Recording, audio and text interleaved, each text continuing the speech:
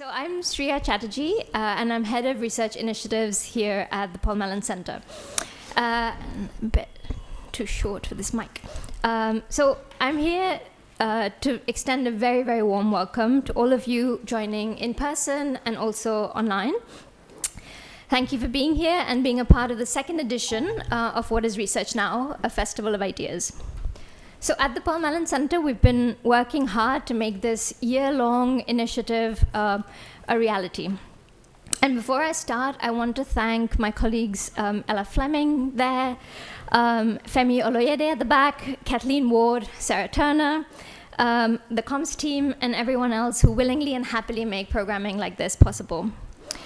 Heat waves, last-minute cancellations, other circumstances notwithstanding.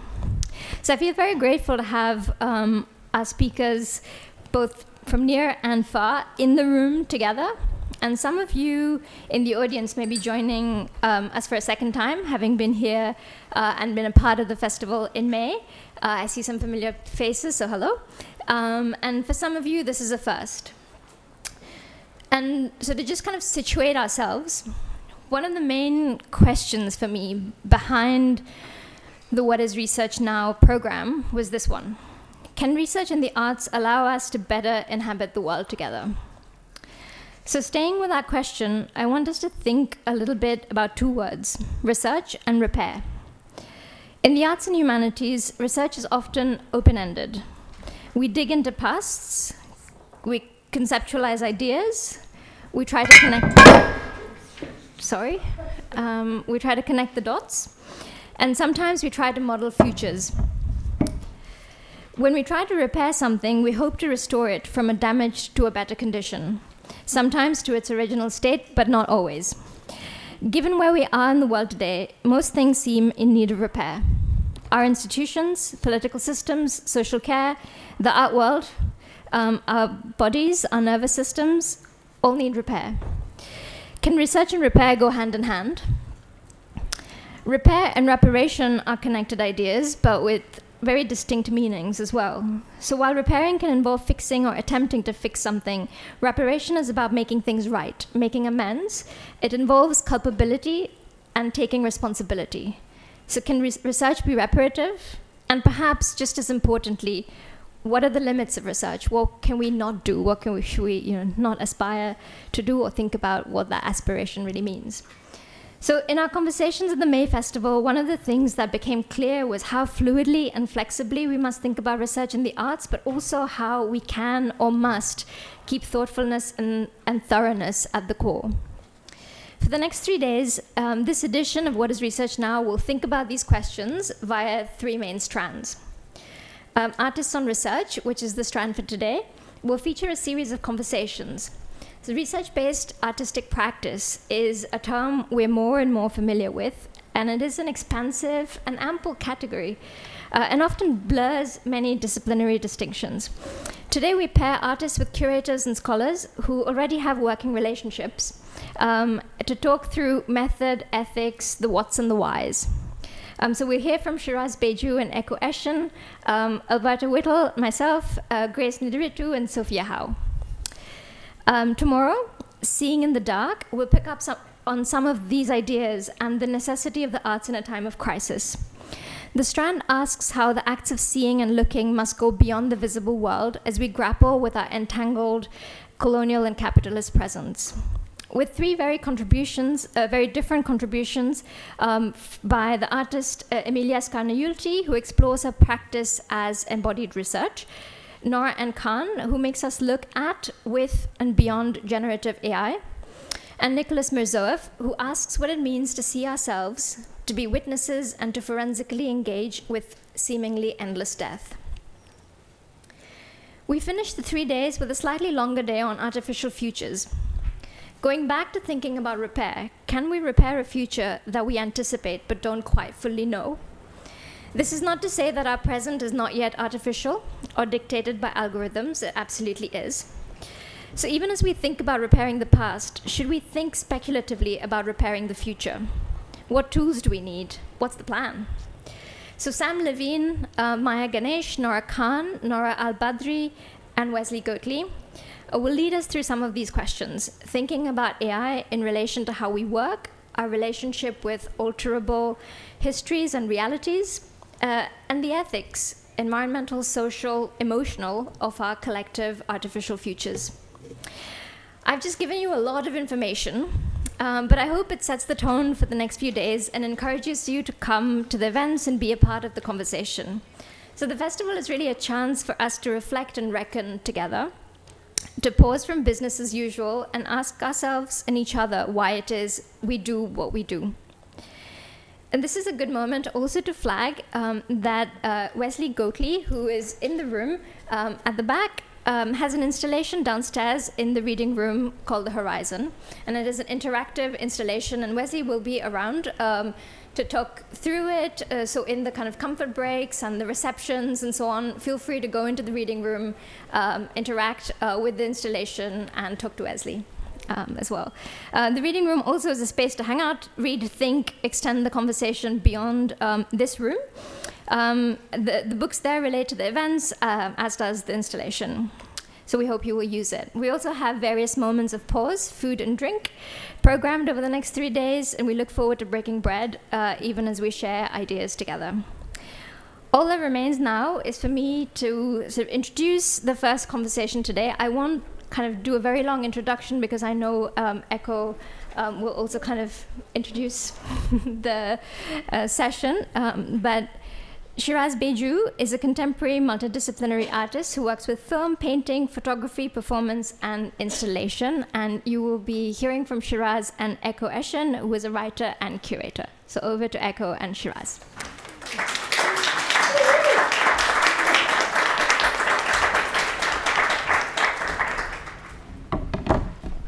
Thank you so much, Surya, and thank you all for being here this afternoon. It's a hot afternoon. Is it Wednesday still? It's Wednesday still. It's a hot Wednesday afternoon, but it seems also a good moment to try and answer, or at least address and explore some of these questions that Surya raised in her introduction, especially with Shiraz, whose work I've known for a long time now. We've worked together on a couple of things. Without an intro, actually, I want to get into the work. Shiraz has an exhibition that's on right now at Copperfield Gallery in London. And I feel that's a useful place for us to start thinking aloud about, well, let's start there. Let's start. Can you describe the exhibition? We can see some images of it, but can you describe what the show is, where you're trying to go with it, and we'll proceed from there. Sure, thank you. And thank you, everybody. So the exhibition that's on right now is called Mon désir, no, Ton désir, mon amour, which in Mauritian Creole means your avarice, my demise, your desire, my demise. And most of my exhibition titles of the last few years have been in Mauritian Creole, which, you know, we often think through Creole languages and Creolization as being a form of resistance and resistance language. So hence the reason and the importance of titles being in that form. And this exhibition stems from a small book of illustrations that I found at the Scottish Botanical Gardens in Edinburgh by a botanist called Balfour, who was one of the founders of the Botanical Gardens there. This is not the Balfour of the treaty in Palestine, but he is one of the families. And he was a British military officer, like many of these folks. He was also a botanist in Mauritius in the 18th century, and illustrates a series of very small shrubs and what almost might be described as weeds from some of the atolls and islands around the main island. And most of these plants have gone today. Most of these ecologies have been almost erased because of the expansion of sugar plantations in the 1800s. And so you start to contemplate about how these almost forgotten little plants, deemed,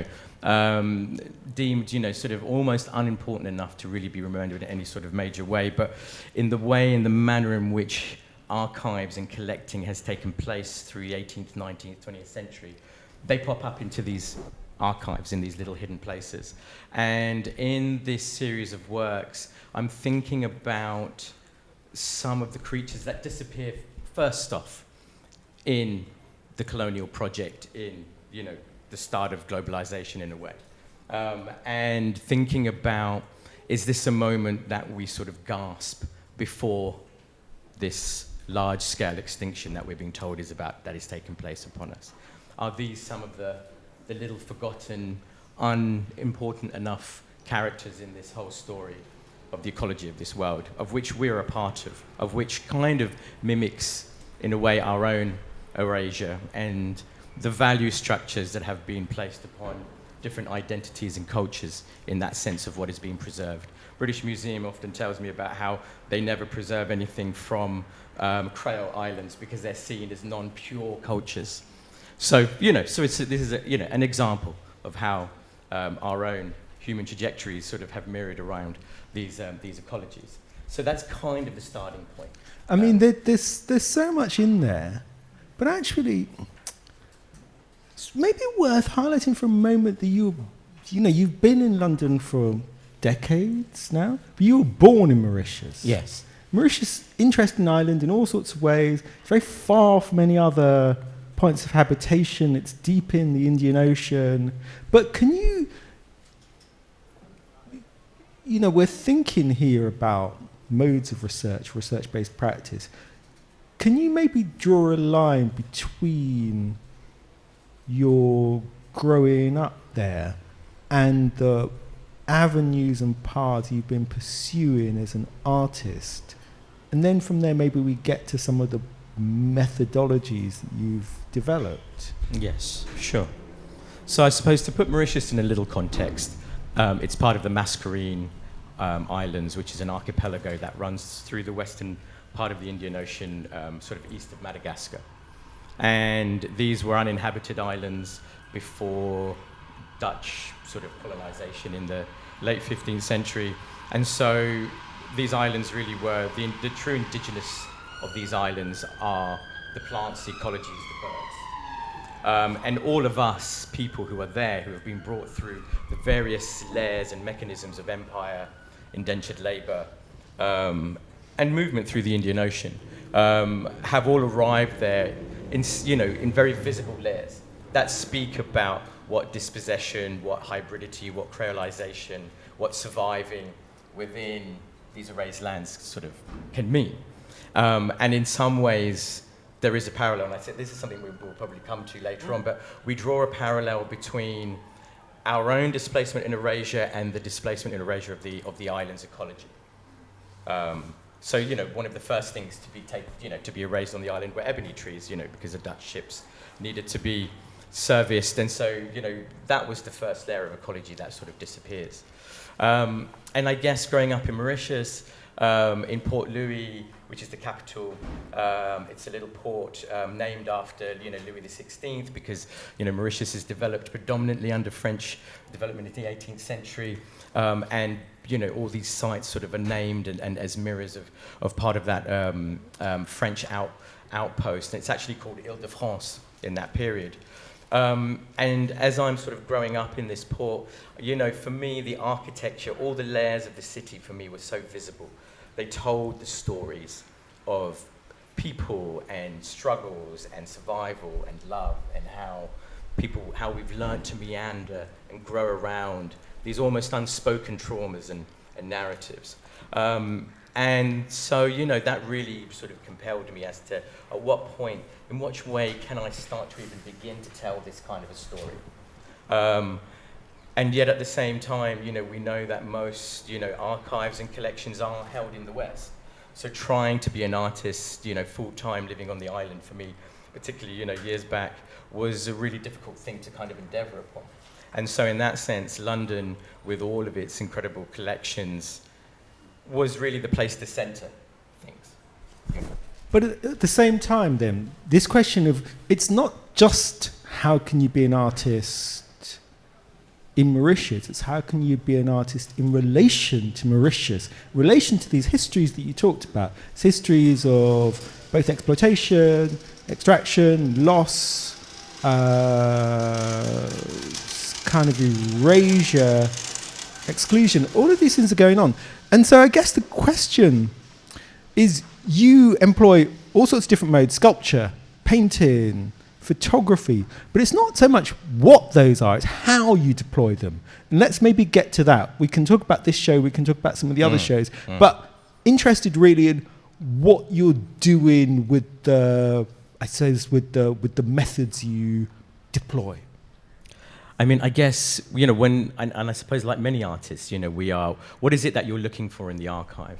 It's difficult to exactly say. It's when things don't quite line up in the colonial narrative that exposes parts of the potential psychologies and the potential motivations that are pushing people to do certain things and for certain things to unravel in their ways. I'm sorry I'm being so abstract in that sense, but we're talking about such a broad possibilities of what you look at. But also the narratives and symbolisms that are held within the materiality of things as well. How materials have been used back home, how they've been extracted, how they're re-represented in the interiors of museums, or in the way that, we have, for example, looking at the ceramic ware that I've explored over the last few years has been partly thinking about that extreme lavishness of 17th century ceramics that was coming out of France, out of Limoges, because of the extreme amounts of wealth that were being created in sugar plantations. And you can kind of draw this very distinct line between the extraction of what was taking place on the land and these incredibly lavish and luxurious objects that were being created, on the other side of that journey. And so then when we start to look at the language of what that means and what perhaps sits in the dark interiors of them, that's where we can start to perhaps position pieces of the research into the importance of what form of making. And I guess in that sense, different kinds of making to bring us to different degrees of in a way, proximity, sensitivity to the subject or the story or the... I mean, let's illustrate that for a moment. I mean, let's think about work. Maybe let's go forward. We're going to go to Columboscope. Yeah. To a project you did, and when was this exactly? So this was this was last January, February. Yeah. So what are we looking at? So this is an installation called Botanical Shrine. And so this is at a Columboscope, which is a very wonderful little festival, little biennial, although it happens every year, that is curated by Natasha Jinwala, and it's a wonderful critical project in Colombo in Sri Lanka. And here is an installation of small sort of shelf-like shrines. But they're kind of shrines, talismans that are not necessarily just speaking about the spiritual language of agency that one might employ talismans for within our own landscapes, but perhaps here breaking down partly that language of the museum, of the layers of colonial thinking within this. And so these are almost like little church-like altarpieces, sort of things you might see in a Catholic church, that you might have a bowl of, holy water or something. So these types of little pieces, but you find them in Mauritius, we find these types of talismans, tied near trees or sometimes around the graves of enslaved people, but also you see them in people's homes as we know, maybe as little religious shrines, but also sometimes those collections of objects that we've imbued with a certain degree of spirituality or a certain degree of auspiciousness, and in that way of perhaps symbolizing different degrees of the unspoken trauma that exists within. Yeah. There's a super interesting balance here, because the colonial project says that to go to the tropics, to go to the equatorial, to go to the islands is to go to darkness, and that enlightenment is these centers of knowledge, in museums, botanical houses, sorts of things. There's a reverse in play in your work, in that this begins from at least an awareness that the archive itself is imprecise, is perhaps false to some extent, and that light is another way of hiding its own forms of darkness, its own forms of erasure, exclusion, and so on. And then your work seems to exist within the tension of what do you do if you cannot rely on that source, but at the same time, there are all sorts of other materials around you to draw from. Yeah, absolutely. We're always looking for what breaks, what's not quite adding up in the framing of the language within the collection. I mean, here in this particular work, in the background of the, sorry, I'm pointing in the mirror. You're seeing the palm tree. These are 15th century illustrations of the imagining of the beginning of the plantation. So these are by Italian and Dutch illustrators who are illustrating the potential of plantations in Goa in this period. And so in a sense, we're kind of looking at the idea of the industrializing of the land. We're going from farming and agriculture into plantation, which in that sense is the industrializing. And in front of it is a piece of palm. And that piece of palm comes from the botanical gardens in Mauritius. We know botanical gardens were set up as a network to transport plants towards Europe, but as they weren't surviving, they also kind of became these plant hospitals or places for them to be grown and to be re-established before they continued their journey. And we know that once they arrived in places like Kew, a lot of that indigenous knowledge of what this plant was and what it was used for is extracted. It's turned into a Latin-based description. And underneath that is a little book of the story Coral Island. So within this, hopefully breaks down some of these layers of what the imagining of this space is, but also the cracks within it that show actually the displacement of plants, the imagining of industrializing in order to make the wealth, the fantasizing, which the book almost kind of represents, the fantasizing, the framing of that language in order for it to be acceptable and exported in a sense. I mean, you've gone back to Kew Gardens. Yeah. Been researching in Kew Gardens and in Edinburgh as well? Yeah. What have you been looking for? What have you found? I mean, what's the starting point? I mean, often the starting point in the photographic senses of the work is often looking for when the colonial lens, the eye of the photographer, you know, the purpose is often, well, it nearly always is about subjugating. It's about making the subject, whether it's a person, a plant, or a commodity. And often I'm looking for when that Go back. When you say making the subject, what does that mean? What is the purpose of ethnographic photography? What is the purpose of this documenting process that we were so brilliant at within the British Empire? The ledger makers. Is this recording of things, but what is being included within that framing and what is being deliberately left out is this huge chasm, right? We talk about how individuals are forced into being numbers in columns, but the extreme violence of that it undertakes for all of that to take place. And in a sense, the colonial lens is part of that same mechanism, is part of that same recording. And in that sense, it is the making of the subject or the commodifying of the body or the commodifying of the actual, land-based ecological. So, Yes. I interrupted you. No, not. But carry on going because I want to. Yeah. When you're in these spaces, then, what are you? What are you looking to uncover? What are we looking to uncover? We're looking for stories that allow us to perhaps have some an emotional connection to the space, to be able to perhaps open up the possibilities of the psychological space that exists. And the thing is, within art making, we can be so speculative. We can be over speculative. We can create all kinds of potential fantasies of what an indigenous narrative could be, or what an indigenous identity could be. But for me, I start off at the points where we can start to uncover pieces of the story that, pieces of these histories that are not well represented, perhaps not so well known, but they are pieces that lead from one part into the next part of the story. And perhaps that piece of the story, that small revolt, that piece of poetry that an individual somehow that got recorded, that expresses the emotional reality or resonance of that space.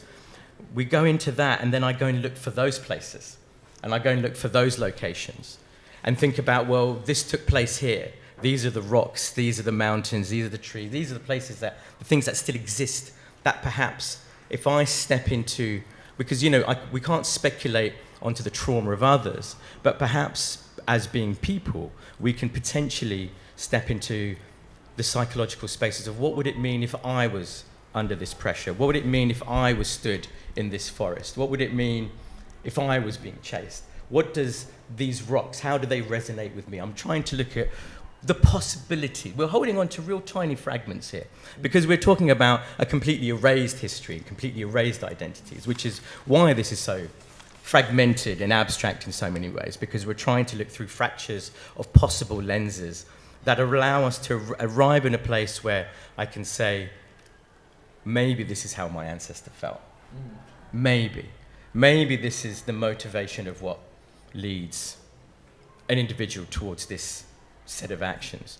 Megan Vaughan, who's a brilliant academic you might know here, who did this incredible book called Creating the Creole Island, Slavery in 18th Century Mauritius. She talks about how in the early 19th century, before the British had ended slavery, they talk about how people were going to different temples, going to the church, going to the mosque, because that was the only day you were allowed to leave your work, right, was to go in some form to go and pray. And, and a smart person might go to all of them, right? And people were meeting, and they were falling in love, and they were marrying, and they were positioning themselves socially, trying to change the possibility of what takes place next in their life, trying to create a small degree of agency. And in this book, and she looks through a lot of deep archives to be able to bring these records together. And she talks about people aren't necessarily converting to new religions. They're not necessarily changing their spiritual beliefs, but they're using this mechanism that exists within the structure of the plantation, within the structure of enslavement, to allow that small degree of movement.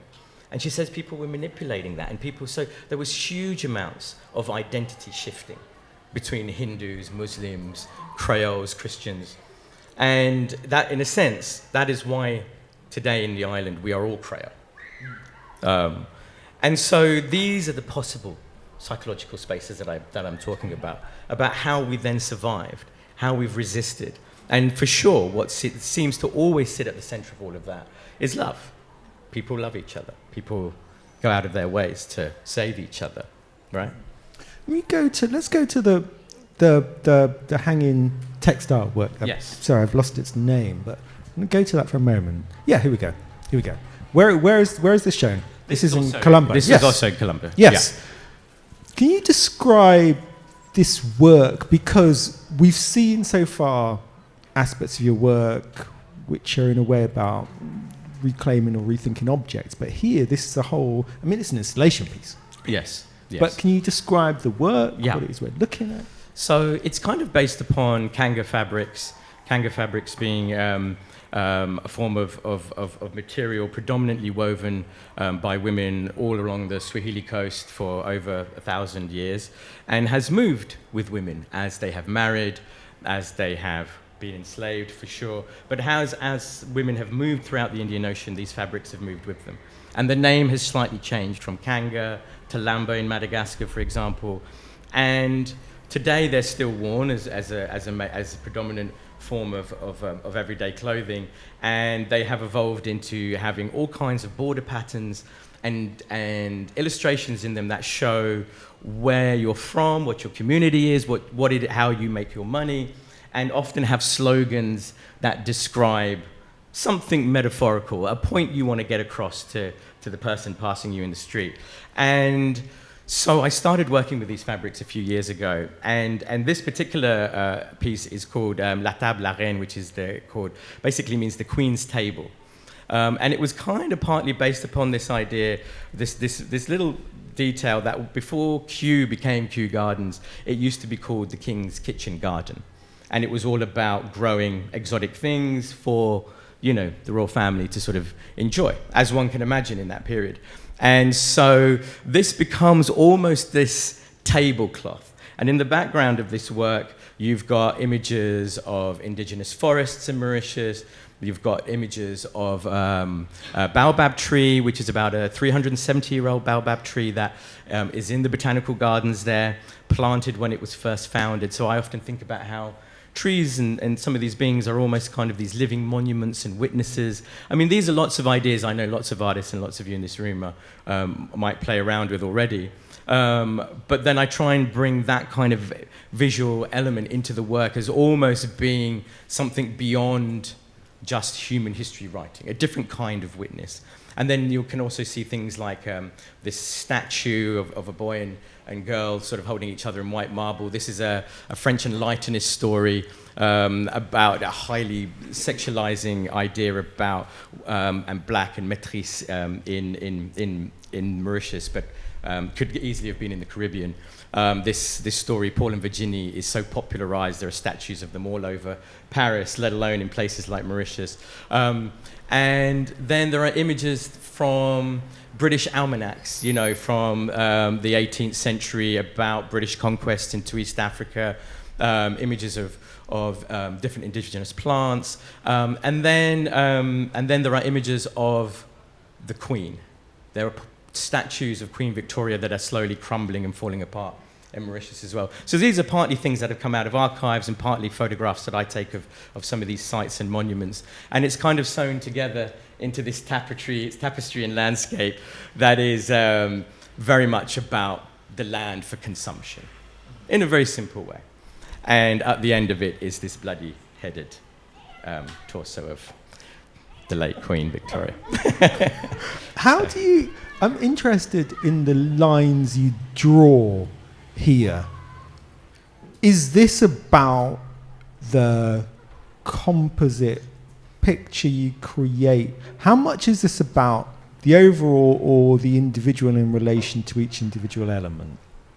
I think each element speaks symbolically, hopefully pushing and pulling the work in slightly different ways that allows us to dip back and forth into slightly different emotional spaces that allow us to hopefully question through.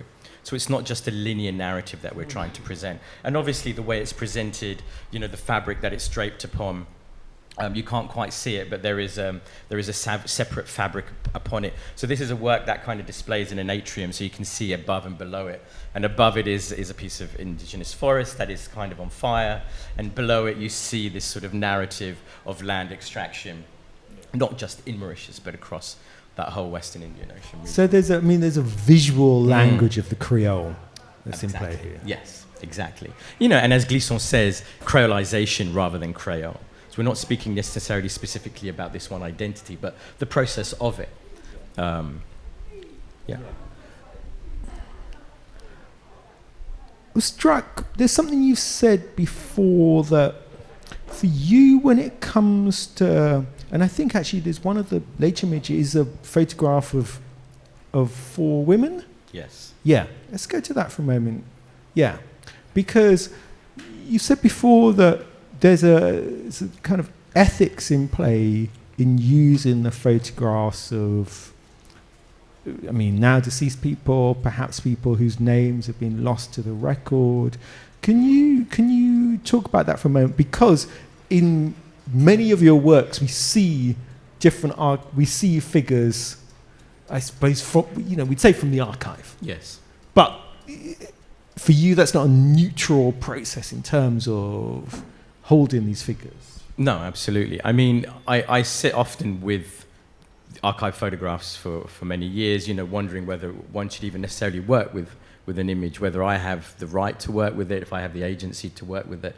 And there's a lot of questions about how one extracts, particularly bodies and portraits of others. Well, so let's think about the questions that you were trying to address with this work that you faced before this work took its final form. I mean, in the case of this particular photograph, it's a photograph of the royal family of northern Madagascar, the Sakalava Queens, and this is a photograph of the entourage of the Queen, and it's a long photograph of like maybe 100 people, big royal photograph. And within it are these 3 women who are standing, not holding hands, but they're definitely holding each other up. And that's what I mean by when I look for breaks in that colonial photography, in that lens. Parts of it where people are not being passive, where they're stepping forward. And sometimes it's for all kinds of different reasons, not necessarily purposely doing this. Sometimes it's for just environmental reasons. But they're not being subjugated, and they're not sitting back. And in this piece of work, in thinking about how can I work with that? How can I almost ask them to step forward out of this photograph to present this very reasoning that they could stand in the space and confront us.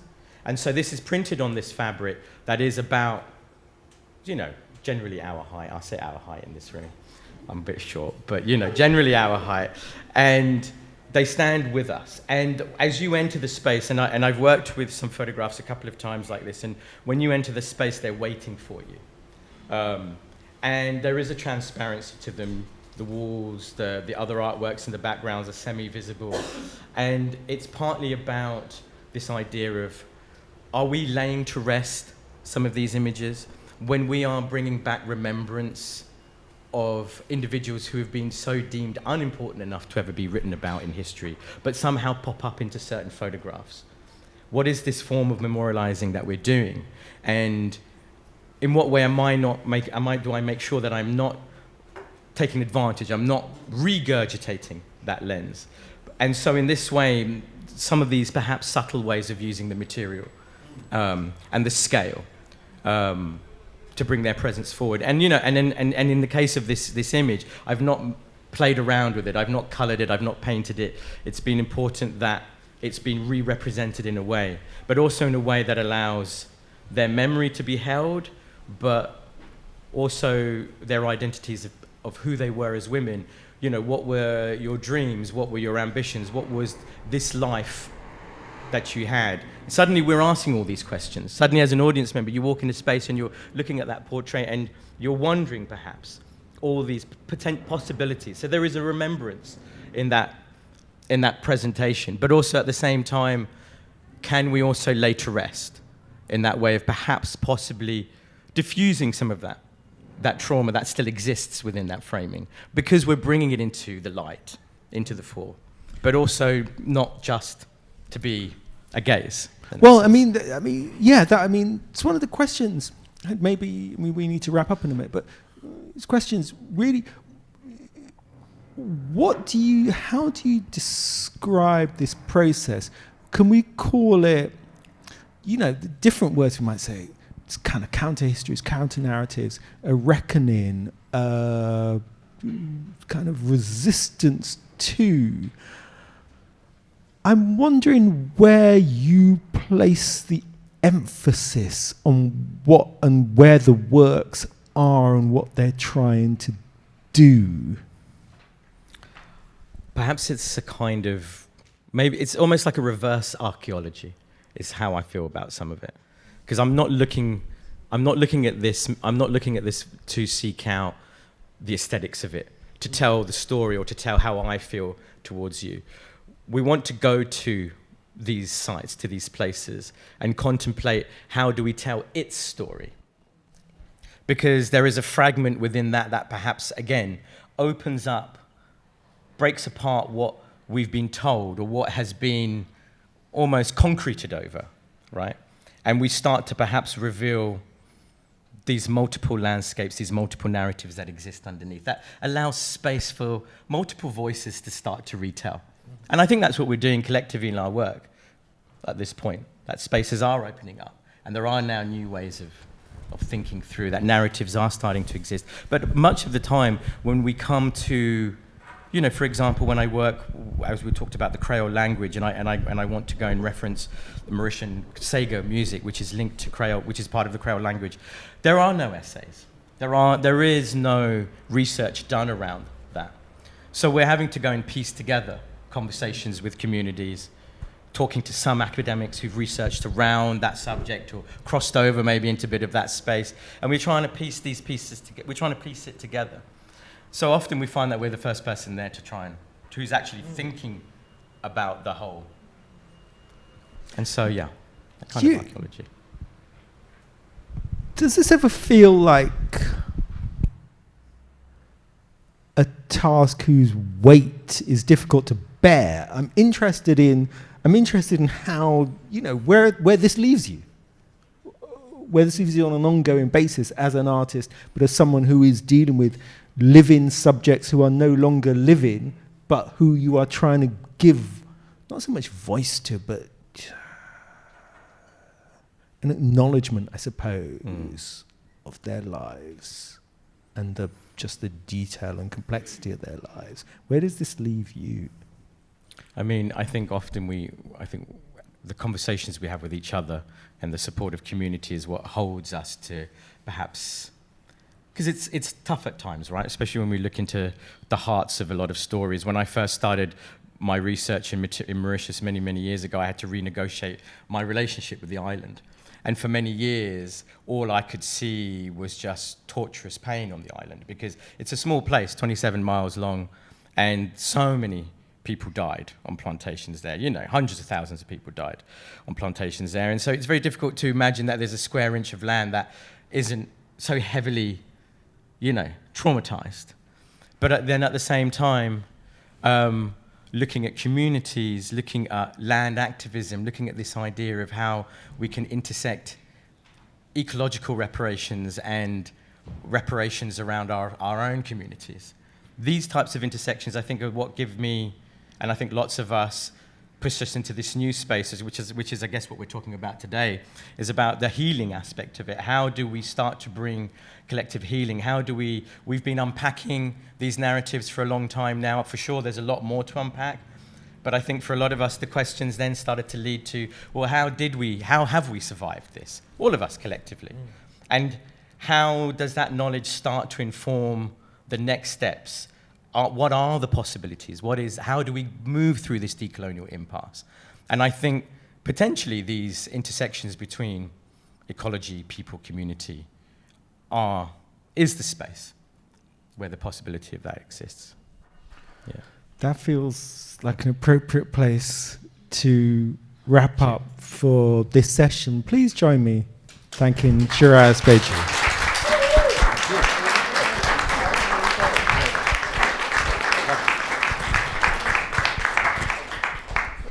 What's that? No. Yeah. Are we doing questions? Yeah. Oh, fine. Okay, fine. I didn't know we were doing. I thought I was trying to stick to some sort of rigid. Fine. Okay, that's even better. Sorry about that. Fine. We have room for some questions. Yes. Is your exhibition still on? That was really sorry. That was really interesting. I really enjoyed your talk, so thank you. Is your exhibition still on? Yeah, Can we see it? It's on until the 2nd of August. Okay, yeah. well, I'll definitely go and see that. Thank you. Thank you. Hi. I have a question about archives, just because you've sort of, your work is in the quote-unquote archive, but it's also ecological and it's also testimonial. And so I was wondering if, in a way, you have is that the right word, or is there the need for a new word for what you're doing? What is the archive doing for you as a term? Does that make sense? Yes, it does. I mean, I guess you're right. I mean, for sure, we choose not to create a hierarchy in where we're researching, and there are very austere Western institutions and archives, and there is also community archives, right? The oral, and that is as equally important. And I think the balance between those, and even institutions like this, where centers of knowledge, but also centers of knowledge within the community, and I suppose there is an aspect of the collective work we're all doing that is actual, in a sense, a new kind of archive building, right? A new kind of knowledge building, of bringing different spaces of thinking, knowledge together.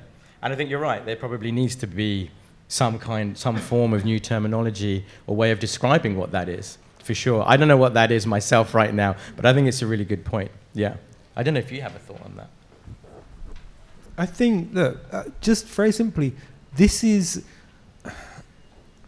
I don't spend a lot of time archetypal, dusty archive and so on, but actually, I think the space that artists open up through their work is an invitation to look further into both the sources that you've already proceeded from, but then also the speculative terrains, as Surya was mentioning earlier, the speculative terrains that start to open up when you start to join your own points of connection. So the work is never linear, but as a consequence, it means that you can then form your own paths through it and to other places. I don't know about you, I spend a lot of time reading. It's kind of quite obscure, materials and so on and so on, because actually you see flashes of them. Do you know, sometimes we have a conversation and I do go back and I'm looking at this thing or I'm looking at that. You end up in really interesting places. And in a way, I think part of the invitation with rich artworks and successful artworks is that you can, they invite forays into scholarship. You can start to build yourself, I think, in really interesting ways. Suddenly you start to look around and you realize you're surrounded by all these books. And the books are obscure, but they're kind of rich, and so on and so on. And that, for me, so much of that begins from a work that doesn't have any words, that uses an image. And the discovery of that image starts to open up these territories that you hadn't encountered before. Absolutely. Thank you. I also have a question about archives. I was really intrigued by the question you had towards the end about, with this image, like, does this help us to lay these people to rest? And it made me think about, the photo still exists in an archive, in the form that it's in the kind of cataloguing, the way it's been catalogued, the way it's described, the barriers to access, etc. So the kind of question I had was, have you got any thoughts about how art can speak back to or challenge institutional practices and interpretation? Wow, yeah, absolutely. I don't have a direct answer for that, if I'm honest with you, but I think a lot of the ways in which we have been able to work, I say we because I can see brilliant Alberta sat here is also is deep in this work, and often there is a degree of tricking institutions into giving us access. I was working with the Quai Branly Museum a few years ago, and the head curator gave me permission to access lots of these photographs from Madagascar, and the archivist told me I wasn't allowed to. And then I waited for them all to go on holiday, because in France they have long holidays. And I came in with a tripod and a camera, and I documented about 5,000 of them, and they then slowly work into works. We slowly get them out into the public in a different way. Sometimes there is a sort of certain degree you feel like you're liberating material, which is why it's important it doesn't just sit with us, and why it's also important about what happens after we go as well, right? Because we worry about that, right? There are bodies of knowledge that are being brought together. And absolutely, I think there has to be a way that this works back through. I know that there is a lot of interesting work now being done around how we return actual artifacts back to communities and nations, and how the possibilities of them being recreated by artists from the last of those communities in different parts of the world to bring back replicas, but returning the originals. There's all that kind of process taking place. And so it is an interesting question about what returns back into the archive, perhaps, after the artist has worked with it. It's a really good question. I don't have a direct answer for that, but that's a really good point. Okay, yeah, I think so. Yes. Hi, Shiraz. I loved your sentence where you were saying you were looking through fractures of possible lenses, and you said you're also looking for things that don't stack up in the archive. I was wondering, there's so many fractures and there's so many things that don't stack up in the archives. How do you choose which path to follow? If I use an example, thank you for that question. As an example, well, like working in Kew, one of the things that they directed me to was the letters between the directors and the early colonists who were collecting on behalf of Kew. And, and they're very mundane letters on the whole, talking about what they're sending, but then there starts to be little details in there, little anecdotes, little pieces of extra information about where they were and why they were there, Or, for example, there was the resurgence of a use of a truth-saying poison in Madagascar in the 19th century. And this truth-saying, which is it's almost like a nutmeg seed, the use of it had stopped for about 250 years. But suddenly the resurgence of it came back during the period of when the French were finally capitulating Madagascar. And the letters that come back and forth about the horrors by the colonists that such a barbaric thing is happening. But for us, perhaps we start to read into what happens when a nation starts to collapse. And at this point, we know that the Queen of Madagascar was not trusting lots of her entourage, her inner circle, so she was executing lots of people. And she had gone back to this this more ancient traditional method of truth-saying. And so these letters start to perhaps give you a perspective into what's taking place, the chaos, the fear that's taking place into the collapse of the country. And this is just all through one letter on another island, talking about a group of plants that somehow relate a little bit to Madagascar. And we start to get those perspectives. And so that's what I mean about those shifting lenses and fractures that give us the possible insights into what's taking place psychologically, emotionally in these spaces without being overly speculative again. Yeah. Thank you for that. And just reflecting on your talk and some of the questions, particularly around the archive and relating it to the museum, I think both these institutions suffer from a kind of indigestion, and in some way, what the artists are quite often invited to do is to help digest. And out of that comes production of artworks, potential new scholarship, and structurally what it creates is production that again needs to find home in museums or institutions of research or libraries. And in some way, it seems to me, is that we're solving a problem here, shifting it elsewhere, and then it becomes a question of form. So how do you decide what form your intervention and digestion of somebody else's problem takes? Absolutely. Well, I guess in terms of how we manifest those works, interestingly, one of the reasons I moved towards working with, for example, fabric works and the forms of these installations, that they could collapse. I know this is slightly to the left of your question, but they would collapse down, they could be wrapped up, and they could be transported really easily. Because when I think about the nature of trying to present these works back home, when I think about the nature of oceanic spaces and how things become transportable again. Well, I was thinking about the language of Zanzibar, and I was watching a documentary of some artisans, and they said that the best form of making that they felt really expressed what Zanzibar was the chest. Because the chest contained, and it was partly made in India and partly made in East Africa, and for them, they felt it spoke about this triangulation. It's about all of those, it's about the temporality of it. And so I started to think about installations that almost could just be wrapped up and taken on your back. That whilst they could work with precious materials, like mahogany woods and hardwoods that speak about the forests and the canoes and the things that move the goods around for us, but we still use those materials really sparingly in these installations.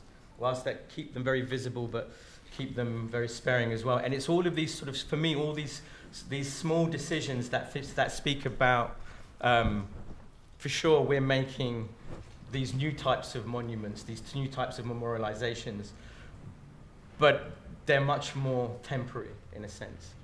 And absolutely, do they go back to the community? Who can look after these works? How does all of that, like you say, we're shifting the problem from one part to the next. But the new research project that I've been trying to do in Mauritius is it's actually about how do we convene conversations rather than the actual physical making. So how can we, as artists, we often see the hierarchies and fractures that exist across systems and even like in a societal structure. Because we focus so much on our islands, right? We can very visibly see the structures of the society. And we can sometimes see about conversations between, for example, in ecological groups where activists are trying to achieve the same things as certain government department individuals. and certain old historical archives, but none of them speak to each other because of this old racial hierarchy and colonial fracturing that still exists. So can we create spaces that start to not just bring those conversations together, but can activate them into the next stage of problem solving, of thinking of the next stage of the language? So I think about the works as being able to activate those sort of spaces in a way, and how we can physically bring those conversations together, rather than necessarily about making lots of monumental works. But I know what you're saying. It's a complicated, and there is a displacement there in the form. Yeah, it's an interesting point. Unfortunately, that's all that we have time for this session. Again, please, thank you. Join me in thanking Shiref.